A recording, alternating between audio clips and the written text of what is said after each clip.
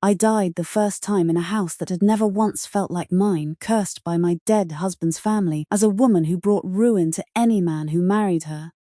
I was 24. My first husband, Torquil, had died of a wasting illness within a year of our wedding, despite every remedy my mother had ever taught me, and his family, unable to accept simple bad luck, decided instead that I carried some blight that killed the men who loved me.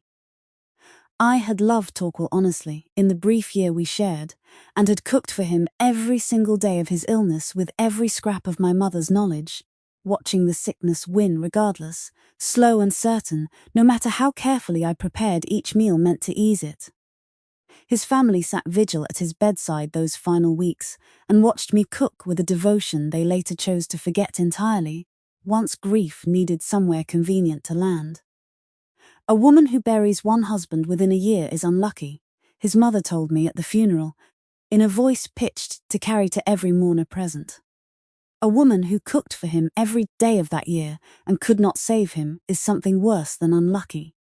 I remarried within the year regardless, to Duke Struan Glenroy, a widower with a young son grieving his own mother, because my family needed the alliance and I had nowhere else left to go, and because I told myself, with more hope than certainty, that a fresh household might finally let me prove my own care meant something other than misfortune. I did not win that child's trust in my first life. I want to say that plainly, because I have spent this second chance making certain the reasons why finally stopped mattering. Every gentle meal I prepared for 4-year-old Ewan arrived at his table already spoiled, swapped by hands I never once thought to suspect. Every kind word I sent through his nurse reached him twisted into something cruel. Within half a year he hated me completely, screamed at the sight of me, and I, exhausted and grieving my own losses, stopped trying quite as hard as I should have. He fell ill that winter, weakened by months of refusing food from anyone in a house he'd been taught to fear, and did not recover from it. Struan went mad with grief. The Ruthven family, his dead wife's own powerful house, used the boy's death to destroy what remained of our marriage entirely, and I was cast out within the season, blamed by everyone, including myself, for a cruelty I had never actually intended. I died 2 winters later, in a rented room too poor to properly heat, coughing into a threadbare blanket, still believing myself the monster everyone called me. I remember thinking, in whatever thought a dying woman manages to hold on to at the very end, that I had spent my whole life trying to feed the people I loved back to health, and had somehow, twice over, been blamed for deaths my own careful cooking had never caused and could not have prevented. I did not fully understand, dying that second time, exactly how much of Ewan's hatred had been built by hands other than my own too tired and too grieving to notice. I understood it completely only once memory returned to me whole, and I have spent every day of this second life grateful that understanding arrived early enough, this time, to actually matter. Then I opened my eyes in a red sandalwood chair, in a crimson wedding robe stitched with twin lotus patterns. On the very morning I first arrived at Struan Glenroy's house, a bowl of cold porridge already flying toward my face from a furious 4-year-old's small hands. I turned aside without thinking, the bowl shattering against the folding screen behind me, and looked at the boy properly for the first time in either of my lives. Not the monster my exhausted, grieving self had once let him become in my memory, but a small, furious child with red-rimmed eyes, doing everything a 4-year-old possibly could to protect himself from a stranger the whole household had told him would replace his mother. "I won't eat anything you give me," Ewan said, chin trembling despite his fierce scowl, every inch the wolf cub trying desperately to bare teeth he did not yet properly have. I understood in that single flooding instant of returned memory precisely what I had gotten wrong the first time. I had walked into this house prepared to earn a title and endure a stranger's grief. I had never once walked in prepared to actually feed a grieving child properly, patiently, with the one skill my own mother had spent her whole life teaching me was worth more than any dowry. "I am not going to make you eat anything today, Ewan," I said, quietly enough that the whole kneeling row of servants had to strain to hear it. "I am going to make something myself, in your own kitchen, with my own hands, and leave it where you can reach it if you ever decide you're hungry." I will not force a single spoonful past your teeth. I promise you that, and I intend to keep every promise I make you, however long it takes you to believe one of them." He stared at me, confusion briefly overtaking fury, and said nothing at all as I rose from the ruined porridge and walked, still in my wedding robe, directly toward the kitchens. My mother, Una Kinloch, had raised me on the old family understanding that food was medicine long before it was ever mere sustenance, that a properly made broth could ease a fever faster than half the physician's bitter tinctures, that a child too grieved to eat needed comfort in the food itself before any nourishment could properly take hold. I had watched her cook for frightened, ill, grieving people my whole childhood, and had spent my own first marriage, brief happiness, cooking the same way for a dying husband who, whatever his family later claimed, had genuinely loved the care even when the illness itself proved beyond curing. I made Ewan a simple barley broth that first afternoon, warmed slowly, sweetened with a little honey and dried apple the way my mother had always made for grieving children in our own village, and left it, as promised, on a low table within his reach, without a single word of instruction or expectation attached. He did not touch it that first day. I did not press him. I made a second bowl the following afternoon, and a third the day after that. Patient in exactly the way my mother had taught me, patience actually worked, not as passive waiting, but as steady, undemanding presence that never once punished a refusal. The wider household watched my patience with open skepticism through most of that first month, half of them still half convinced, from whatever version of the old rumours had reached the Glenroy estate, that any new wife married in under an imperial-style arrangement would eventually show her true temper once the child's stubbornness wore thin enough. One senior housemaid, Bridie, remarked within my hearing that she'll turn on the boy soon enough, same as they always do, mark my words, a comment I chose not to acknowledge directly, since arguing with a rumour rarely does as much good as simply outlasting it. I did worry privately through those first 3 days, when Ewan's refusal to eat properly from anyone's hand, not simply mine, but any hand in that grieving household, left him thinner and more listless than any 4-year-old should be.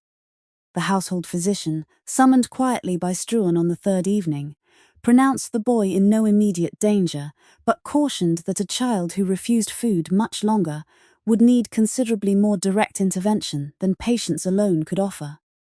"I do not want to force him," I told Strand that same evening, more frightened by the physician's caution than I let show. "Forcing him is exactly what broke everything between us the last time, in whatever life you'll never fully understand I'm remembering. But I confess I do not know how much longer patience alone can hold, if his own body starts failing before his trust catches up to it." "Then we wait one more day," Struan said, "and trust your judgment over the physician's caution, since you have clearly thought about this rather more carefully than either of us realized until tonight. If the boy grows worse rather than better by tomorrow, we revisit the question. Until then, I find I trust your instinct over my own fear." On the 4th day, I found the bowl empty, licked entirely clean, sitting exactly where I'd left it, with no one in the household willing to admit who had actually eaten it. "He ate it in the night," Cook Fenella told me quietly, the only servant who had not yet decided to treat me with the same wary suspicion the rest of the household reserved for a stepmother the old rumours already half condemned. "I saw him myself, my lady, sneaking down after the household slept. I did not think it my place to say so before you noticed yourself. I began cooking for Ewan every day after that, small patient meals left without demand, and watched slowly the wariness in his small face soften into something considerably more complicated than the fury he'd greeted me with. The second week, I made a honeyed oat pudding my own mother had once fed me through a childhood fever, and found the bowl half-eaten in daylight rather than hidden away in darkness, a small, wordless admission that he no longer needed the whole household asleep to risk trusting what I'd made. The third week I found him watching me from the kitchen doorway while I cooked, silent and unmoving, retreating the moment I glanced up, though he did not run quite as far or quite as fast as the week before. I did not rush any of it. I had learned, in a first life spent too exhausted and too grieving to properly notice a child's fear dissolving into something else entirely, that patience mattered rather more than any single clever gesture. However good the food, I simply cooked, every day, left what I made within his reach, and let the slow, undemanding rhythm of it do whatever convincing my words alone could not yet manage. It was nearly a month before he spoke to me directly, rather than simply appearing, silent and suspicious, to claim whatever I'd left for him. "Why do you keep making it?" he asked, standing in the kitchen doorway with the particular defiant posture of a child still deciding whether trust was safe to risk. "Because you are grieving your mother," I said honestly. "And because grief makes a person's whole body tired in ways that make eating properly feel like more effort than it's worth. I am not trying to replace her, Ewan. I could not, even if I wanted to, and I do not want to. I am only trying to make certain a grieving boy does not go hungry while he decides how he feels about the rest of it." He considered this with the grave, careful seriousness small children sometimes bring to questions grown adults have long stopped asking honestly. "The last lady who cooked for me put bad things in it," he said, quieter now. "Netta said so. Netta said all new wives do that." I went very still at that, understanding precisely what had poisoned my first life's relationship with this child before it had ever properly begun. Not my own failure, but a governess's deliberate lie, told to a grieving 4-year-old too young to know better than to believe it.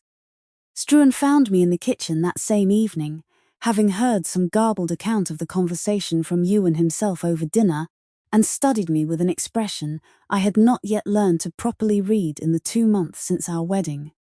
"My son told me you make him food and expect nothing back," he said.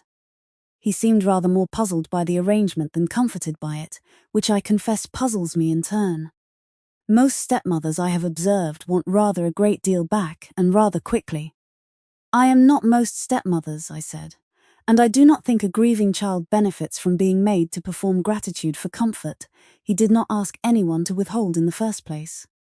I would rather he trusts the food before he trusts me, my lord, if trusting me at all takes longer. I find the order matters rather less than the eventual arrival." Something in his careful composure eased at that, the particular loosening of a man who had braced for one kind of marriage, and was slowly discovering an entirely different, more patient one instead. "I confess I did not expect a marriage arranged for alliance to include this much genuine care for a son who is not your own blood," he said. "He will be my own in every way that actually matters, long before either of us gets around to calling it that plainly," I said. "I would rather build it slowly and honestly than announce it before it's true." Struan took to watching our small, patient progress with a quiet attentiveness I did not fully register until several months had passed. He began finding reasons to linger near the kitchen in the late afternoons, ostensibly reviewing estate correspondence but plainly, in truth, observing the particular unhurried ritual I'd built with his son: the same bowl, the same low table, the same absence of any demand attached to either. "You have not once asked him to thank you," Struan observed, one such afternoon, watching Ewan carry his own empty bowl back to the kitchen without prompting, a small independent gesture that had taken weeks to arrive at naturally. "I do not want his gratitude," I said. "I want his trust, and gratitude performed on command is not trust, my lord, whatever it might look like to an outside observer. I would rather wait considerably longer for the real thing than accept a hollow version of it, simply because it arrived faster." My own mother would have found that philosophy considerably too patient for her taste, Struan said. She believed a household ran best when everyone understood plainly what was owed to whom, and collected on it promptly. "I am not interested in what is owed," I said. "I am interested in what is actually felt. Once enough patience has been spent earning it honestly. I find the second kind lasts considerably longer than the first, however much slower it is to arrive." He said nothing further that afternoon, but I noticed, in the weeks that followed, that his own visits to the kitchen doorway grew rather more frequent than estate correspondence alone could properly account for. I did not confront Governess Netta immediately.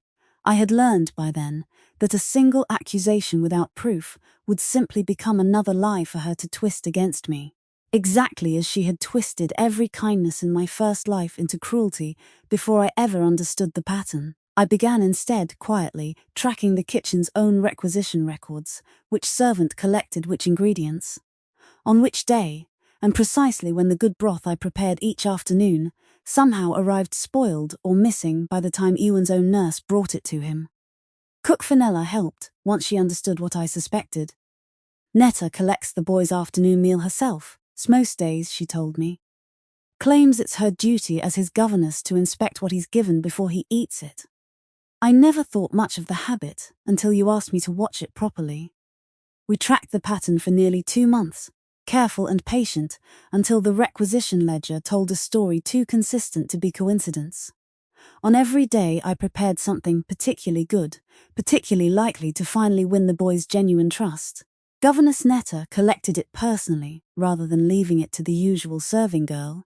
And on every one of those same days, what actually reached Ewan arrived cold or spoiled, or simply diminished enough that his old suspicion had fresh fuel to feed on. Fenella and I devised a small test near the end of that second month to confirm beyond any remaining doubt what the ledger alone could only suggest. I prepared a particularly fine barley soup on a day I told no one but Fenella I intended to make it, changing my usual pattern deliberately so that only someone actively watching my kitchen habits, rather than merely reading a fixed schedule, could have known to intercept it. The soup arrived at Ewan spoiled regardless, within the hour exactly as it always did on days I made something worth sabotaging. She is not merely following an old schedule, I told Struan, once Fenella confirmed the timing. She is watching me directly, closely enough to know which days matter before I have told a soul but you and Fenella. That is not a governess performing an ordinary duty, my lord. That is a woman actively working to prevent a specific outcome she has been instructed to prevent. She is protecting something, Struan said, once I finally brought the pattern to him in full, though I confess I do not yet understand what a governess gains from making my son distrust a stepmother, trying this hard to earn his affection. The answer, when it came from Steward Callum, who had served the Glenroy household long enough to remember precisely who had recommended Netta for her position in the first place. The Dowager Lady Ruthven placed her here, he told us, the same season Lady Morag passed. I assumed at the time it was simple grief, a mother wanting her own trusted woman close to her grandson. I did not think, until you asked me to reconsider it, that the placement might have carried a longer purpose. The longer purpose, once we understood to look for it, was not difficult to name. The Ruthven family had never fully accepted Struan's remarriage, viewing any new wife as a threat to their own continued influence over Ewan, an influence they intended to secure permanently by making certain the boy trusted no one in his father's house so thoroughly that his mother's own family remained his only true refuge. A stepmother who failed, who drove the child to misery or worse, served that purpose considerably better than one who succeeded. They do not hate me specifically, I said, once the shape of it was fully clear. They would have sabotaged whichever woman Struan married, so long as sabotaging her kept Ewan turning back toward their own house instead of this one. That does not make the cruelty toward my son any more forgivable, Struan said, grim in the particular controlled way I had come to recognize, over those months as considerably more dangerous than open anger. Whatever their grief, they have spent a year manipulating a 4-year-old's fear of losing a second mother, purely to serve their own continued influence. I will not let that continue simply because their grief is genuine. We confronted Netta directly at last, once the requisition ledgers and Fenella's testimony left her no plausible denial, and she broke within the hour, weeping that the Dowager had promised her a considerable pension and a permanent place in the Ruthven household once her true purpose was served. I was told only to keep the boy loyal to his mother's memory, she said, miserable. I did not think spoiling a few meals and repeating a few careful lies amounted to real harm, my lord. I did not know, until this lady arrived a second time with rather more patience than I expected, quite how much damage a year of it could actually do to a child already grieving so badly. You said a second time, Struan said, sharp and immediate, catching the slip before I fully registered it myself. Netta went pale, realizing her own exhaustion had let something slip she could not properly explain. A figure of speech only, my lord, she said too quickly, and I let the matter rest there, understanding privately that whatever strange echo of my own two lives had briefly surfaced in her guilty tongue, it was not a thread worth pulling in front of a magistrate who would only find it confusing rather than useful. Some mysteries, I decided, were mine alone to carry, whatever their true shape. Struan did not press her further on the remark, though I caught him glancing at me once, thoughtful and searching, in a way that told me he had noticed the strangeness of it too, even if neither of us spoke of it again for some years. He raised it once, in fact, on a quiet evening long after Ewan had grown, watching our own younger children asleep in a nursery that had once belonged to a boy who'd hated me on sight. Netta's slip, all those years ago, he said a second time, she called it. I have wondered, now and again, whether you understood something that day I never quite managed to ask about properly. I considered for a long moment how much of the truth a man could reasonably be asked to carry, and settled in the end on rather more of it than I'd ever given anyone else in that life. I have lived this particular year twice, Struan, I said. Once badly and once, I hope, considerably better. I do not expect you to believe the whole shape of it plainly, but I have never once lied to you about anything smaller, and I do not intend to start with this. He was quiet for a long time, turning the claim over with the same careful attention he gave any unlikely account brought before his own household's judgment. I do not know what to make of it, he said finally, except that whatever you lived through the first time apparently taught you exactly the patience this house needed the second time around. I find I am considerably more grateful for the lesson than curious about its precise mechanism. That, I said, is rather more grace than I expected, and rather more than I think I deserve for making you wait this long to ask. You have never once made me wait for anything that mattered, he said. I have simply learned, married to you, that some answers arrive properly only once enough trust has grown to hold them. I find I am in no hurry to rush past a lesson you taught our own son considerably more patiently than that. Ewan himself, once he understood, in whatever simplified way a 5-year-old by then could understand it, that Netta's stories about bad new wives had been lies rather than warnings, wept for an entire evening, in a way that seemed to release something that had been coiled tight in his small chest since his mother's death. You never once actually hurt me, he said finally, climbing uninvited into my lap for the first time in either of my lives. Netta said you would. She was wrong the whole time. I agreed, holding him properly for the first time since I had arrived in that house. I am sorry it took this long for you to be certain of it, Ewan. I do not blame you at all for needing the proof. He was quiet for a long moment, small and warm against me in a way that still felt almost unbearably precious, after a first life in which I had never once managed this particular closeness with him at all. Will you still make me the barley soup? He asked, even though I know now you were never trying to trick me. Every single day you want it, I said, for as long as you want it, tricked or not. That was never conditional on anything, Ewan. It never will be. Netta said the second wife always stops being kind once she gets what she wants, he said, testing the idea aloud the way children test a loose tooth, worrying at whether it might still be true despite everything he'd already learned otherwise. The second bowl is always sweeter than the first, I told him, the words arriving from somewhere in my own childhood before I'd fully decided to say them, my mother's old teaching and finding a new, plainer shape in my mouth. Not because the recipe changes, Ewan, but because by the second bowl you already know there's no trick hidden inside it. I intend for every bowl after this one to be the second kind, for as long as you'll let me keep making them.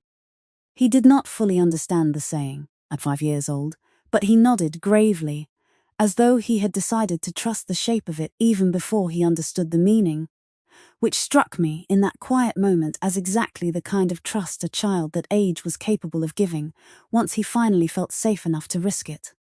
The Ruthven family did not surrender their claim quietly. Once Netta's confession made their scheme impossible to deny, Dowager Lady Ruthven and her son Lord Alistair petitioned for a formal guardianship assize, arguing before the Crown's own appointed magistrates that Ewan's welfare required removal from a household that had, by their own careful account, employed a governess who had abused her position, conveniently omitting, in their initial petition, precisely whose recommendation had placed that same governess there in the first place. King Robert V's own magistrates convened the assize that autumn at the Crown's own courthouse in the capital, rather than on either family's own grounds, a neutrality both households had agreed to only reluctantly. Cook Fenella testified first, describing plainly the pattern of collections she had witnessed and documented over 2 careful months, her account steady despite her evident nerves at addressing a formal royal proceeding for the first time in her life. "I have cooked in that household for 11 years, she told the magistrates. "I have never once seen a governess personally collect a child's meals with the particular consistency Netta showed, nor any honest reason for a governess's duties to require it so precisely on the very days a meal was likely to succeed rather than fail." Netta's own written confession, read into the record by the presiding magistrate, confirmed every detail Fenella's testimony and the requisition ledgers together had already established, leaving little room for the Ruthven family's own counsel to argue the sabotage away as coincidence or misunderstanding. Steward Callum's plain testimony, naming the Dowager's original recommendation, combined with Netta's own signed confession, and the kitchen ledgers Fenella and I had spent 2 careful months assembling, turned the hearing entirely against the very family that had called it. "You accuse this household of endangering a child," I told the assembled magistrates, my voice steadier than I expected it to be, "using as your evidence a scheme your own family planted, to serve your own family's continued influence, rather than the boy's genuine welfare. I would ask this assize to consider rather carefully whose interest was truly served by a 4-year-old believing every new woman in his life meant to harm him." Lord Alistair spoke next, considerably less composed than his mother, attempting to argue that a governess's private misconduct could not fairly be laid at the whole Ruthven family's door. Steward Callum's testimony made that argument considerably harder to sustain, naming the exact date and the exact letter by which the Dowager herself had recommended Netta for the position, a letter Callum had, fortunately for the truth if not for the Ruthven family's composure, kept filed among the household's own correspondence records for the better part of a year.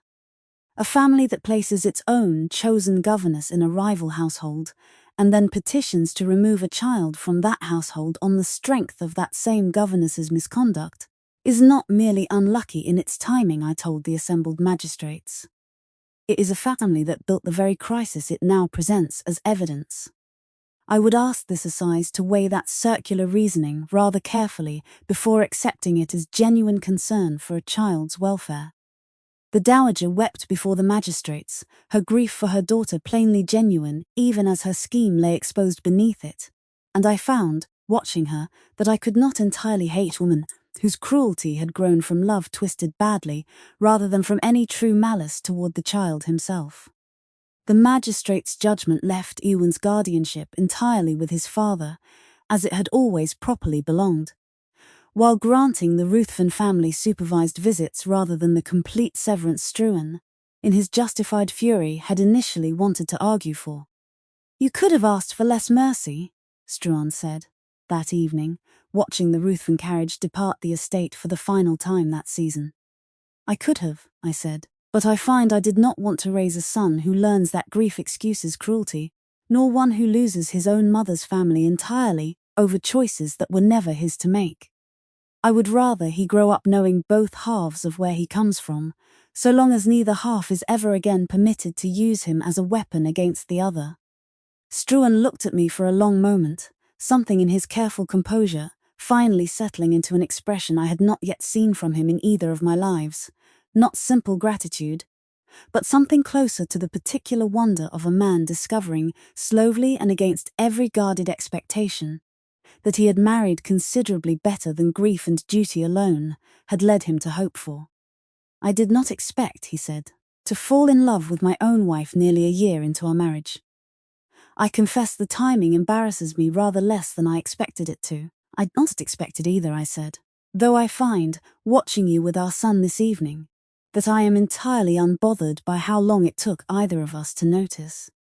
He kissed me then, gently, and without the careful reserve I had grown accustomed to in our early months together, and I found myself thinking, absurdly, of my mother's own oldest teaching about food, that the first bowl a person offers is often uncertain, tentative, testing whether the gesture will be welcomed at all, but the second bowl, offered once the first has already been received kindly, carries all the confidence the first one lacked. I had spent a whole year offering Struan and his son a version of that same patient second offering, and I found, in that quiet kitchen doorway, that the sweetness of finally being received in kind was worth every uncertain month it had taken to arrive. I told him I carried our first child together the following spring, watching his careful composure crack entirely, for the first time since I'd known him, into something unguarded and openly delighted. I did not expect to want this quite as much as I apparently do, he admitted, holding my hands with a gentleness I had not seen from him even in our most tender private moments. I confess a first marriage that ended in such grief left me rather better prepared to guard against hoping for more than I already had, than to want this much this openly. Then let us want it together, I said, and let Ewan discover what it means to be a fierce elder brother rather than merely an only, grieving son.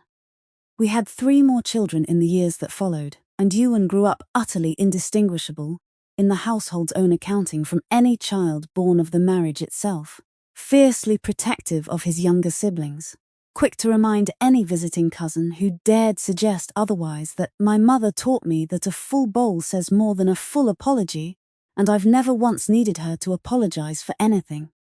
I taught him to cook properly in time, the same patient way my own mother had taught me, and he took to it with a seriousness that made cook Fenella declare, more than once, that the Glenroy kitchens had never before hosted quite so solemn a 5-year-old sous chef. He remained, throughout his whole childhood, the one who insisted on personally delivering any meal meant for a grieving guest or a sick tenant, informing anyone who questioned the custom that a bowl left without demanding anything back is how you know somebody actually means it. Our eldest daughter, born the year after our first child together, grew up watching her elder half-brother cook with such fierce admiration that she declared, at 4, her firm intention to become an even better cook than Ewan, who was already better than mother.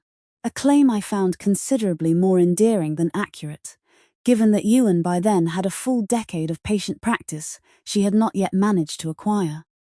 She took to the kitchen anyway, determined and stubborn in exactly the way her father governed his own estate, and Ewan, rather than minding the competition, appointed himself her personal, exacting instructor, with a seriousness that made Fenella laugh outright, more than once at the sight of an 8-year-old critiquing his younger sister's knife work with the gravity of a master craftsman.